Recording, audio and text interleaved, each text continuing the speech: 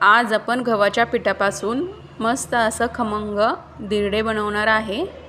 अगदी साध्या सोप्या पद्धतीने आपण हे नाश्ता रेसिपी बनवणार आहे। हे धिरडे तुम्ही सकाळच्या नाश्त्यासाठी, मुलांना टिफिनमध्ये देण्यासाठी किंवा रात्रीच्या जेवणासाठी पण तुम्ही पटकन हे बनवू शकता। चला तर आता लगेचच आपण ही रेसिपी बनवायला सुरुवात करूया।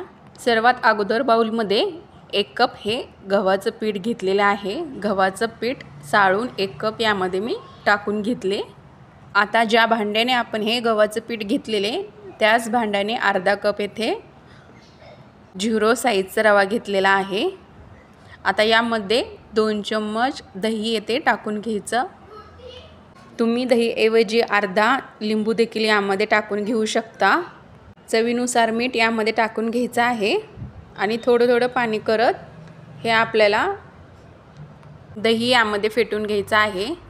अर्धा ग्लास पाणी टाकल्यावर लगेचच पिठाने पाणी हे शोषून घेतले। अजून अर्धा ग्लास यामध्ये मी पाणी हे टाकून घेते। ही रेसिपी झटपट बनवून तयार होते आणि यामध्ये आपण भाज्या हे टाकत असल्यामुळे ते जरा अजून पौष्टिक हे होतात। हे पहा, असं सतत फिरवत हे चांगलं असं मिक्स करून घेतलेले आहे।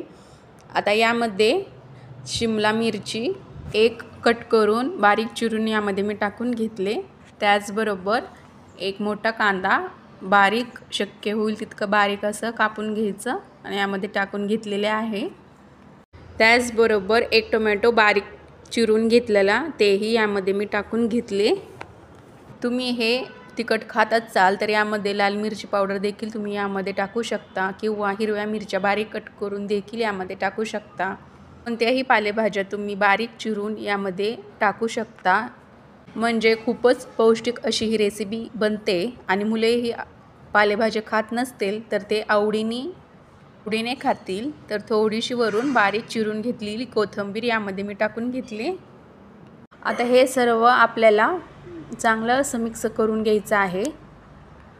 आपण 1 ग्लास यामध्ये अगोदर हे पाणी टाकून घेतलेलं, त्यामुळे 1 ग्लास अजून आपण यामध्ये हे पाणी टाकून घेणार आहे। टोटल 2 ग्लास हे आपण यामध्ये पाणी टाकून घेतले, म्हणजे या पिठाची कन्सिस्टन्सी अगदी करेक्ट होते। थोडं हे बॅटर सैलच ठेवायचं आहे, म्हणजे पातळ ठेवायचे, म्हणजे पातळ हे बॅटर ठेवलं तर धिरडे हे छान असे मऊ लुसलुशीत होतात। आता यामध्ये पाव चम्मच येथे मी इनो हे टाकून घेते। इनोऐवजी तुम्ही यामध्ये खाण्याचा सोडा देखील पाव चम्मच घालू शकता।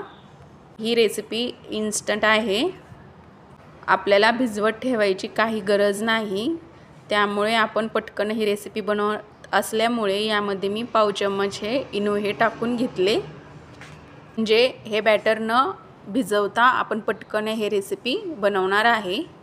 आता त्यासाठी मी येथे गॅसवर पॅन ठेवलेले आहे आणि पॅनवर थोडंसं असं तेल हे पसरून घेतले आणि चम्मचने असं हे पीठ हे पॅनवर टाकून घ्यायचं।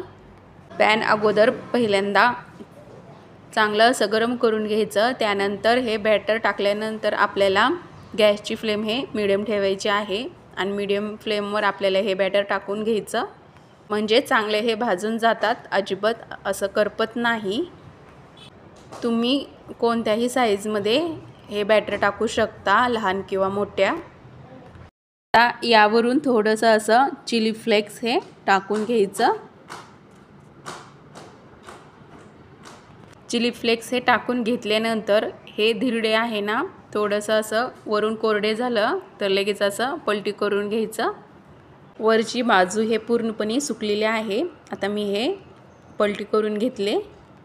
छान असं खरपूस रंगावर एक साईड आपण हे भाजून घेतले, दुसरीही आपण असंच खरपूस रंगावर भाजून घ्यायचं।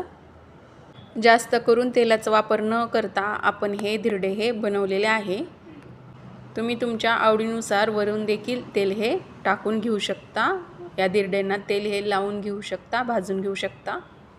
दुसऱ्या बाजूने देखील आपण छान असं भाजून घेतलेले आहे। आता आपण हे पलटी करून घेऊया। मस्त अशी मऊ लुसलुशीत ही रेसिपी बनवून तयार होते। गव्हाचे पीठ यामध्ये टाकल्यामुळे ही मस्त अशी लुसलुशीत होते। उन्हाळ्याच्या दिवसामध्ये भाजी पोळी खायचा कंटाळा आला तर तुम्ही ही रेसिपी पटकन बनवून खाऊ शकता। आता दुसरा देखील आपण तेल न टाकता बनवून घेऊया। हव्या त्या शेपमध्ये आपण हे टाकून घेऊ शकतो। प्रत्येक वेळेस दिरडे हे टाकून घेताना पीठ हे बुडापासून मिक्स करून यामध्ये टाकून घ्यायचं।